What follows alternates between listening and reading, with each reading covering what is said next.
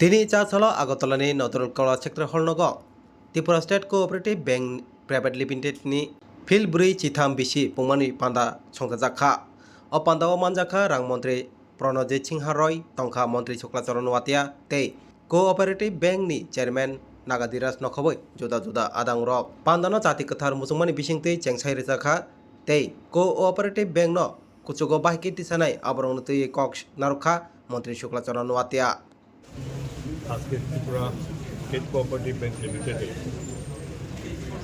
৪৩তম বার্ষিক এই সাধারণ সভাতে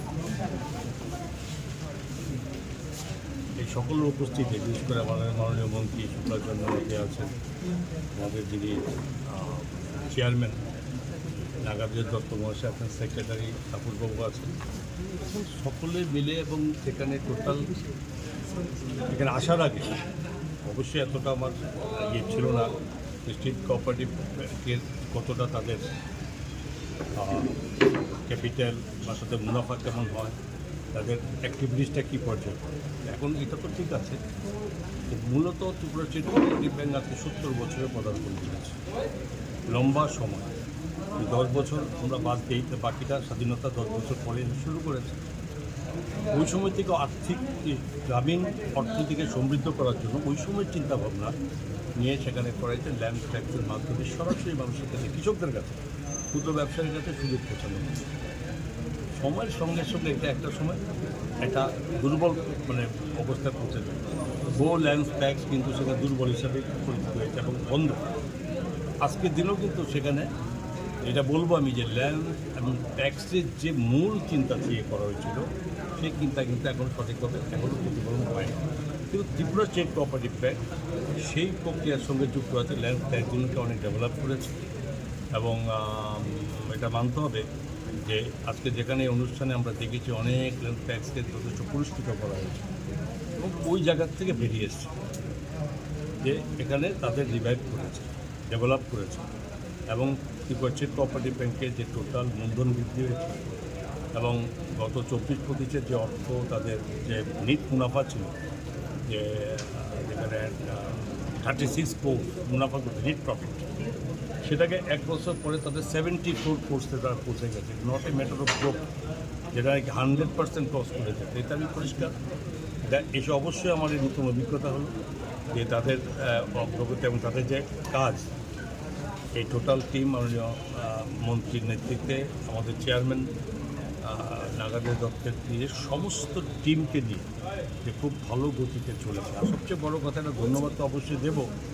70 বছর হয়েছে যেখানে স্টেট গভর্নমেন্টকে ডিভিডেন্ডের একটা পোর্শন দিতে হয়, এটা ছিল মানে এর আগে কখনো দেয়নি। এবছর প্রথম যেখানে 16 লক্ষেরও বেশি টাকা স্টেট গভর্নমেন্টের প্রথমবারের মতো Tripura state cooperative bank limited state গভর্নমেন্টের ডিভিডেন্ড হিসাবে টাকা দিয়েছে। আমি রাজ্য সরকারের অর্থ দপ্তরের পক্ষ থেকে অবশ্যই এই টোটাল ত্রিপুরা স্টেট কোঅপারেটিভ ব্যাংকের সমস্ত কার্যকর্তা তাদেরকে অশেষ ধন্যবাদ জানাই যাতে এভাবে তাদের অগ্রগতি বৃদ্ধি হোক এবং আমাদের মূল যে এজেন্ডা যে গ্রাসরুট কৃষি সেক্টর, ক্ষুদ্র ব্যবসায়ী এবং এই সমস্ত যে সমস্ত সঙ্গে যুক্ত আছে এবং প্রধানমন্ত্রীর দেওয়া কেন্দ্রীয় সরকারের বিভিন্ন স্কিম নম্বর দিয়েতে এই সমস্তগুলো এই ল্যান্ড ট্যাক্সের মাধ্যমে এবং ত্রিপুরা স্টেট কোঅপারেটিভ ব্যাংক খুব ভালোভাবে পালন করছে। এবং সবচেয়ে বড় কথা, আমাদের রাজ্যে মোটামুটিভাবে ন্যাশনাল ব্যাংকগুলোর কোনো ব্রাঞ্চ নেই, ঠিক আমার জানার মতো এখনও নেই। প্রাইভেট ব্যাংকও আছে, তবে সিডি রেশিও নিয়ে আমরা আলোচনা করি, কতটা লোন দেয়, কতটা সমস্ত তাদের টোটাল তাদের ইনভেস্টমেন্ট রেশিওটা কত।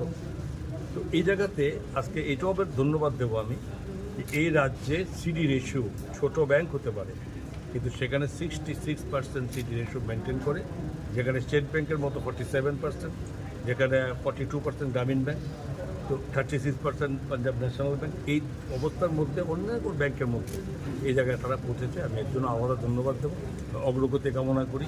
এই 43তম বার্ষিক সাধারণ সভা যাতে আগামী যে তারা সভা করবে সে সভাতে আর নতুন কোনো চমক দিতে হয় সেটা রাজ্য সরকারের বিভিন্ন যে এখন নতুনভাবে কেন্দ্রীয় সরকারের দেওয়া যে SNA পার্স অ্যাকাউন্ট কিন্তু কম্পালসারি হয়ে গেছে। যেখানে আগে একটা সময় অর্থ দপ্তরের কাছে টাকা আসতো, সেগুলো আমরা ডিস্ট্রিবিউট করতাম অ্যাজ পার মানে বাজেট অনুযায়ী। কিন্তু এখন কিন্তু সেটা এরকম না, সেটা হবে যে ডিপার্টমেন্ট টাকা পাবে এসএনএ পার্সের মাধ্যমে সে অ্যাকাউন্টে ডাইরেক্ট টাকা দিল্লি থেকে আসবে, তো রিজার্ভ ব্যাংকের থেকে সরাসরি এটা আসবে। তো এখানে ওই অ্যাকাউন্টে তাদের এটাতে অপারেট করতে হবে। তো এই যে জিনিসটা, সেখানে আমাদের কী করতে হয়, আমাদের স্টেট গভর্নমেন্ট শুধুমাত্র যে আমাদের যে স্টেট শেয়ারটা, সে টাকাটা আমরা দিয়ে দিই। এখন সেই অ্যাকাউন্টে মানে হবে, কিন্তু এগুলো সেন্ট্রাল গভর্নমেন্টে কত নির্দিষ্ট থাকে, যেমন ন্যাশনাল ব্যাংক হোক, স্টেট ব্যাংক হোক, বাকি অন্যান্য ব্যাংকের উপর নির্দেশ থাকে। আমরা বলে এসএনএ পার্স অ্যাকাউন্টগুলো আমরা স্টেট কোঅপারেটিভ ব্যাংক করার মতো এই সুবিধা আমাদের কাছে এখন নেই।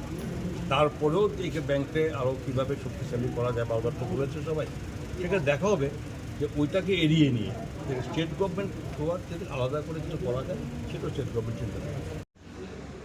অর্থ দপ্তর, যিনি আমাদের রাজ্যের অর্থ দপ্তরের অভিভাবক এবং সকলের প্রিয়, এবং আমাদের আজকে এই স্টেট কোঅপারেটিভ ব্যাংক, সেটাও আমাদের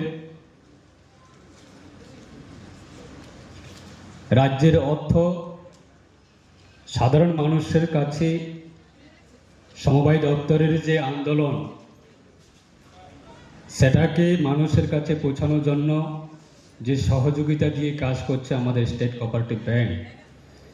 এই ব্যাংকের মূল উদ্দেশ্য রাজ্যের অর্থনৈতিক এবং গ্রামীণ অর্থনৈতিক সেটাকে বিকাশ করার ক্ষেত্রে যে ভূমিকা নিয়ে কাজ করে যাচ্ছেন, সেটাও আমাদের রাজ্যের অর্থ দপ্তরের সঙ্গেই সেটা রিলেটিভ। তাই আগামী দিনে আমাদের স্টেট কোঅপারেটিভ ব্যাংকে গত অর্থবর্ষর এবং আগামী অর্থবর্ষরের বিভিন্ন বিষয় নিয়ে ওনার আশীর্বাদ এবং ওনার মূল্যবান সাজেশন আজকে এই অনুষ্ঠানের মাধ্যমে আমরা পাবো বলে আমি মনে করি। এবং আমার ব্যক্তিগতভাবে আমি ধন্যবাদ জানাচ্ছি স্টেট কোঅপারেটিভ ব্যাংকের সমস্ত টিমকে, যে গত অর্থবর্ষরে এত সুন্দরভাবে অনারেবল ম্যানেজিং ডাইরেক্টরের মাধ্যমে, অনারেবল চেয়ারম্যানের মাধ্যমে আমরা রিপোর্ট পেশ করার ক্ষেত্রে আমরা দেখেছি যে এত বছরের ত্রিপুরার ইতিহাসে সমবায় দপ্তরের স্টেট কোঅপারেটিভ ব্যাংকের ত্রিপুরার ইতিহাসে প্রায় 70 বছরের পর এই বছরে আমরা প্রায় 16,83,000 টাকা রাজ্য সরকারের অর্থ দপ্তরের রাশিতে সেটা প্রদান করা, সেটা আপনাদের পুরো টিমকে আমার ব্যক্তিগতভাবে ধন্যবাদ জানাচ্ছি।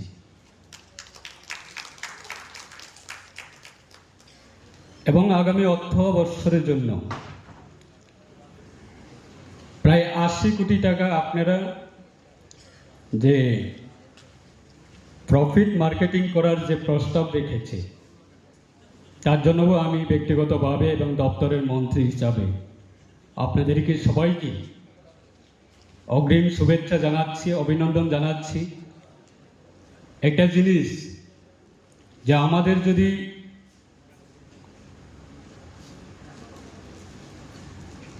স্বপ্ন যদি না থাকে, সেটা পূরণ করার যে কোনো ক্ষেত্রে সম্ভব না।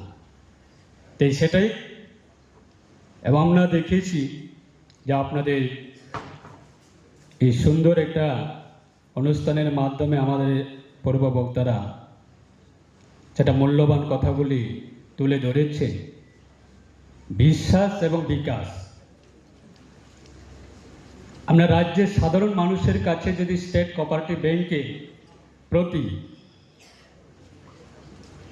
যদি কনফিডেন্স যদি না দেখাতে পারি, বিশ্বাস যদি না দেখাতে পারি, তাহলে আমাদের মার্কেটিং আজকে এই জায়গাতে আসা সম্ভব হতো না। তো সেটা বিশ্বাসের কারণে আজকে আমরা বিকাশের একটা ফল আমরা দেখতে পেরেছি। আমাদের মধ্যে স্টেট কোঅপারেটিভ ব্যাংকের সমস্ত যারা এমপ্লয়ি রয়েছে, আমাদের মধ্যে কতজন যে নিজের স্যালারির অ্যাকাউন্ট স্টেট কোঅপারেটিভ ব্যাংকে রয়েছে, একটু হাত তুলুন তো প্লিজ। যে আমাদের স্টেট কোঅপারেটিভ ব্যাংকে যারা এমপ্লয়, আমরা স্টেট কোঅপারেটিভ ব্যাংকে থেকে আমাদের স্যালারির অ্যাকাউন্ট কতজনের রয়েছে একটু হাত তুলুন তো।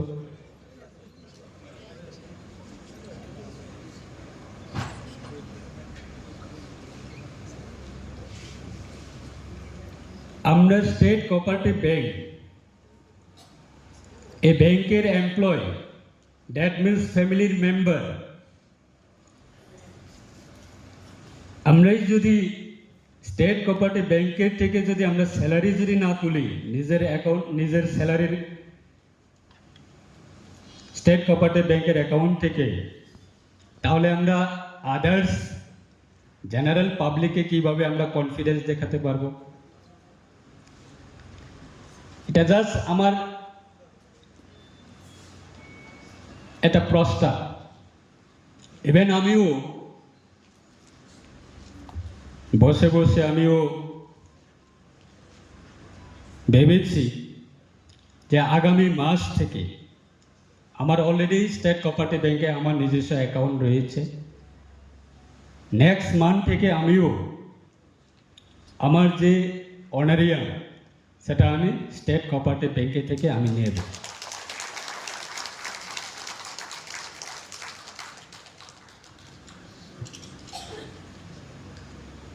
আজকে আমরা সবাই জানি যে সমবায়ের আন্দোলন, সমবায়ের উদ্দেশ্য এবং সমবায়ের ভূমিকা, স্টেট কোঅপারেটিভ ব্যাংক সেটা আমাদের নিজস্ব, আমাদের রাজ্যের ব্যাংক এবং আমাদের রাজ্য সরকারের ব্যাংক। আগামী দিনে আরও অনারেবল চেয়ারম্যানের মাধ্যমে আমরা প্রস্তাব শুনেছি।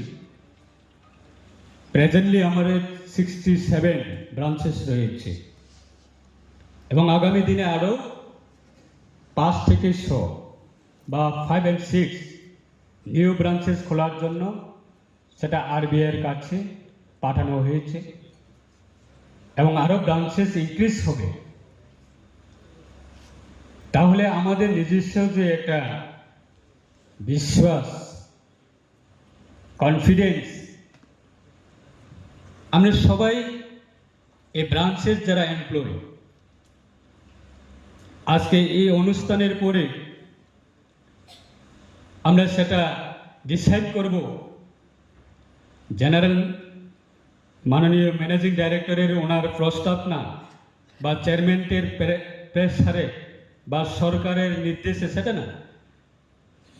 আপনার অ্যাকাউন্ট কোথায় থেকে আপনি স্যালারি নেবেন সেটা আপনার ইচ্ছে, আপনার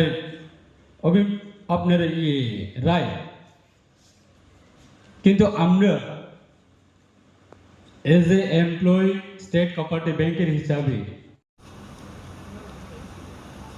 আমরা ওই গুজরাট মতো আমাদের করতে হবে সেটা না। আমরা উত্তর পূর্বাঞ্চলে আমাদের একটা ছোট্ট রাজ্য ত্রিপুরা, এই ত্রিপুরা থেকেও